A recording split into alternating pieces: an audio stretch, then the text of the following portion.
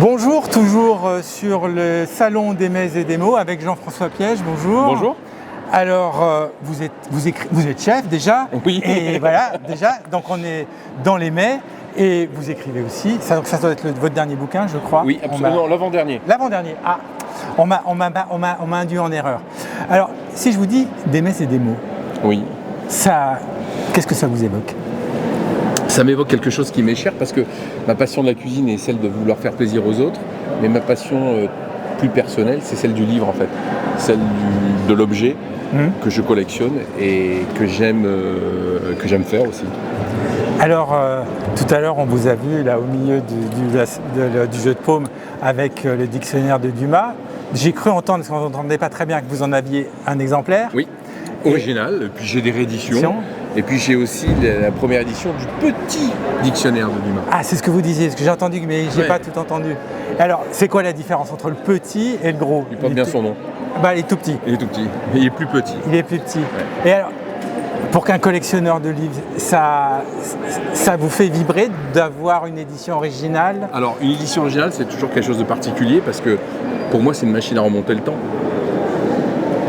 Ce livre est paru à un siècle où on n'existait pas. On a la chance qu'il a été passé de génération, il est passé de main en main, de famille en famille. Et assez souvent, dans ces livres-là, on appelle une particularité, ils sont truffés. Chacun va mettre une petite chose qui lui appartient. Un article du journal découpé, parfois c'est une recette, parfois c'est un événement qui a eu lieu, parfois c'est une recette écrite à la main, c'est quelque chose. Et je trouve que ces pans d'histoire sont des pans essentiels à la transmission d'un savoir. Dumas, je suis allé vers lui par une rencontre. Cette rencontre, c'était mon éditeur qui m'a demandé de faire une préface d'une réédition et sur laquelle j'ai refusé.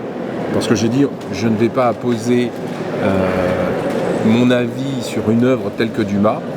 Et ce que j'ai dit, je préférerais partager quelques pages en ajoutant des recettes qui sont les miennes et me mettre en dessous de Dumas pour que ces recettes qui ne sont pas décrites dans le livre, je vous ai dit tout à l'heure, c'est un dictionnaire de A à Z. Il y a de l'éléphant dedans.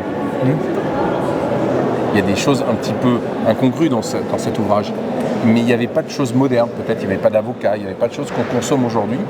Et ce que j'avais envie de ce principe-là, c'est d'attirer le lecteur avec des choses qui pouvaient s'approprier assez facilement, mais qu'il aille voir ce que Dumas avait écrit.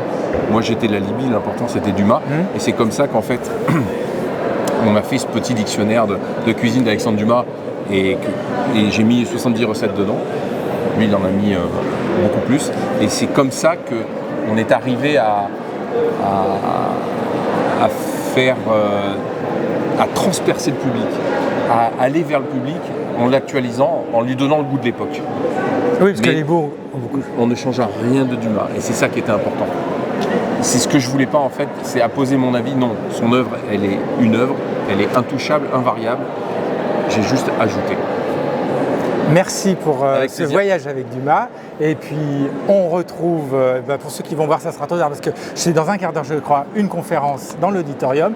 Et nous, on est là jusqu'à demain soir pour des mots à la Cité internationale de la langue française. J'étais perdu, j'étais parti sur la gastronomie. Donc j'étais... la gastronomie et la langue, c'est la même chose. C'est la même chose. Et venez nombreux, c'est gratuit. Merci. Merci.